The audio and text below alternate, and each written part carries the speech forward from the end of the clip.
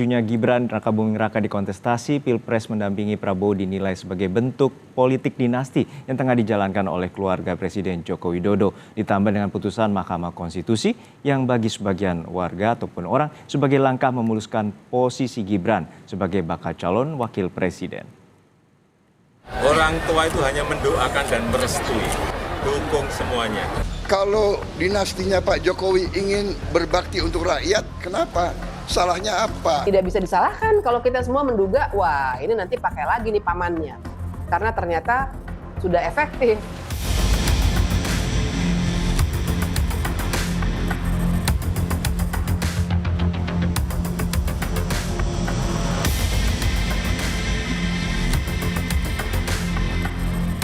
Presiden Joko Widodo merestui dan mendoakan Gibran menjadi cawapres Prabowo Subianto.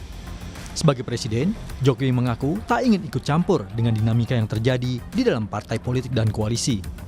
Ya, orang tua itu hanya tugasnya mendoakan dan merestui. Tapi keputusan semuanya karena sudah dewasa ya. Jangan terlalu mencampuri urusan yang sudah diputuskan anak-anak kita. Bapak setuju nggak kalau Gibran? Setuju nggak kalau Gibran? Orang tua itu hanya mendoakan dan merestui, dukung semuanya untuk kebaikan negara ini. Berarti dukung Pak Ganjar, dukung Pak Prabowo, dukung Pak Anies begitu? Dukung semuanya untuk kebaikan negara ini. Majunya Gibran di Pilpres memang menimbulkan polemik di tengah masyarakat. Di sidang putusan gugatan batas maksimal usia 70 tahun Capres-Cawapres, MK menolak seluruh gugatan pemohon yang jika dikabulkan bisa menjaga langkah pencalonan bakal Capres Prabowo Subianto. Di sidang pun sempat muncul interupsi dari pihak pemohon. Perkara 102. Mohon izin bicara sebentar sebelum dibacakan terkait dengan putusan perkara 102 yang mulia. Ya, apa yang mau disampaikan?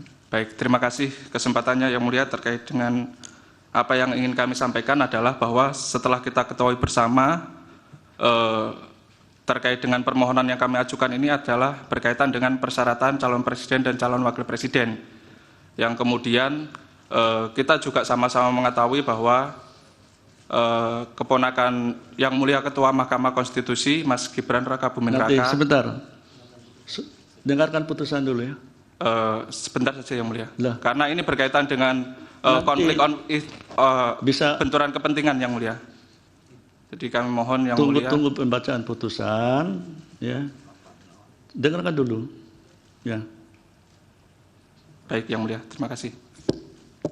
Kalau sidang putusan begini ini nggak ada interupsi. Tudingan itu jelas dibantah Ketua MK Anwar Usman. Terkait dengan pertanyaan rekan-rekan ataupun berita yang sudah begitu luas, luar biasa. Masalah konflik, kepentingan dan sebagainya.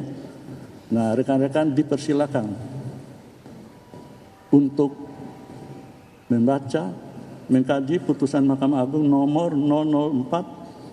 004/PUU garis datar 1/2003. Mulai dari situ kawan-kawan sekalian bisa mencermati apa sih makna konflik kepentingan, konflik of interest terkait dengan kewenangan Mahkamah Konstitusi.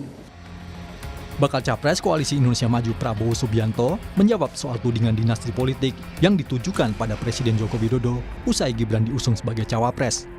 Prabowo bilang tidak ada salahnya dengan dinasti politik selama niatnya mengabdi untuk negara. Ya, saya terlalu tua, Gibran terlalu muda, ini itu, ya ini namanya politik Indonesia kadang-kadang tidak fair ya. Kita dinasti merah putih, kita dinasti patriot, kita dinasti yang ingin mengabdi untuk rakyat. Kalau dinastinya Pak Jokowi ingin berbakti untuk rakyat, kenapa? Salahnya apa? Jadi berpikir yang baiklah, berpikir positif. Litbang Kompas menggelar survei tentang dinasti politik Joko Widodo. Sebanyak 60,7% responden menyebut majunya Wali Kota Solo Gibran Rakabuming Raka yang merupakan putra sulung Presiden Jokowi di Pilpres 2024 sebagai bentuk politik dinasti. Sementara 24,7% lainnya menyatakan bukan bentuk politik dinasti dan 14,6% responden menyatakan tidak tahu. Pengajar dari Sekolah Tinggi Hukum Indonesia Jentera, Bivitri Susanti menilai, pemilihan Gibran Rakabuming Raka sebagai bakal cawapres Prabowo Subianto bisa menjadi batu sandungan di kemudian hari. Dugaan konflik kepentingan antara Gibran dengan Ketua Mahkamah Konstitusi Anwar Usman adalah hal yang tak bisa dihindarkan dalam kontestasi Pilpres 2024. Dan pamannya Gibran, Ketua MK, itu masih akan terus menjabat tuh. Sampai tahun depan juga masih menjabat. Jadi tentu saja tidak bisa dihindarkan nanti ketika masyarakat punya kecemasan yang sangat tinggi. Bahwa lagi-lagi apabila nanti di ujung ya, misalnya 2 putaran begitu, kalau misalnya 3 kan pasti ada 2 putaran ya. Nah putaran kedua misalnya mereka masuk dan kemudian ada sengketa hasil, ya tidak bisa disalahkan kalau kita semua menduga, wah ini nanti pakai lagi nih pamannya. Karena ternyata sudah efektif untuk bulan ini begitu. Sejumlah advokat yang tergabung dalam Tim Pembela Demokrasi Indonesia atau TPDI melaporkan Ketua Mahkamah Konstitusi Anwar Usman ke KPK.